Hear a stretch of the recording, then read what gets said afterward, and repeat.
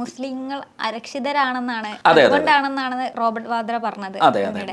അതിനകത്തൊരു പ്രശ്നം എന്താണെന്ന് വെച്ചാൽ എൻ്റെ ഒരു തോന്നലാണ്. അതായത് ഒരു ചെറിയ കുട്ടി, ആള് കുറച്ച് പ്രശ്നക്കാരനാണ്. ആള് കൈക്കിട്ട് എടുത്ത് നമ്മളെയൊക്കെ എറിയും, അല്ലെങ്കിൽ വഴിയിലിരിക്കുന്ന ഒരാളുടെ തലയടിച്ച് പൊട്ടിക്കും. പിന്നെ അപ്പൂപ്പൻ അങ്ങോട്ട് പോകുമ്പോൾ പുള്ളിയുടെ മുതുകത്ത് എന്തെങ്കിലും എടുത്ത് എറിയും, കസേര അടിക്കും. ഇങ്ങനെയുള്ള ഒരു ഇത്തിരി പ്രശ്നമുള്ള ഒരു കുട്ടി, അയാൾ ഭയങ്കര ടെററാണ്. അപ്പോൾ നമ്മൾ പറയുകയാണ് ഈ കുട്ടി ഇത്തിരി പ്രശ്നമാണ്, അയാളെ നമ്മൾ ഇങ്ങനെ വേദനിപ്പിക്കരുത്, പുള്ളിയെ ടെററാക്കാൻ നമ്മൾ സമ്മതിക്കരുത്. അപ്പോൾ പുള്ളി പറയുന്ന എല്ലാ കാര്യങ്ങളും നമ്മൾ സാധിച്ചു കൊടുക്കും. ഇങ്ങനെ ഒരു കുട്ടിയെ വളർത്തിയാൽ എന്തായിരിക്കും കൂടുതൽ അപകടമാവും. അത് തന്നെയാണ് ഇസ്ലാമിക ഭീകരവാദത്തിന് സംഭവിക്കുന്നത്. അതായത് മുസ്ലിങ്ങൾ എന്തോ ഒരു പ്രത്യേക വിഭാഗമാണ്, അവർ എന്തെങ്കിലും ചെറിയൊരു വികാരം വ്രണപ്പെടുമ്പോഴത്തേന് അവരെങ്കിലും ഭീകരവാദികളായി പോകുക എന്നുള്ള നറേറ്റീവ് എന്തുകൊണ്ടുണ്ടാവും? അത് ശരിയല്ലല്ലോ. നമ്മൾ അതുകൊണ്ട് അവരോടൊന്നും പറയരുത്, അവർ പറയുന്നതെല്ലാം കേൾക്കണം. അല്ലെങ്കിൽ ഞാൻ ഉദ്ദേശിക്കുന്നത് വലിയ ഒരു മുസ്ലിം സമൂഹത്തെ അല്ല, ഈ ഭീകരരായിട്ട് നിൽക്കുന്ന ആളുകൾ അവർ പെട്ടെന്ന് വ്രണതഹൃദയരാവുകയും വളരെ പെട്ടെന്ന് തന്നെ പ്രശ്നം ഉണ്ടാക്കുകയും അതുകൊണ്ട് മറ്റുള്ളവരെല്ലാം ഈ പറയുന്ന തീവ്രവാദികളെ പേടിച്ച് നിൽക്കണം എന്ന് പറയുന്നത് നടക്കുന്ന കാര്യമാണോ? അതുണ്ടാവില്ലല്ലോ. അപ്പോൾ അവിടെ എന്താ ചെയ്യേണ്ടതെന്ന് വെച്ചാൽ ഈ പ്രശ്നങ്ങൾ ഉണ്ടാകുമ്പോൾ അതിനെ അഡ്രസ്സ് ചെയ്ത് അതിന് പ്രതിവിധി കണ്ടെത്തിയേ മതിയാവും. അല്ലാതെ എങ്ങനെ മുന്നോട്ട് പോകാൻ കഴിയും? എല്ലാ കാലത്തും ഈ കുട്ടി പ്രശ്നക്കാരനാണ്, അല്ലെങ്കിൽ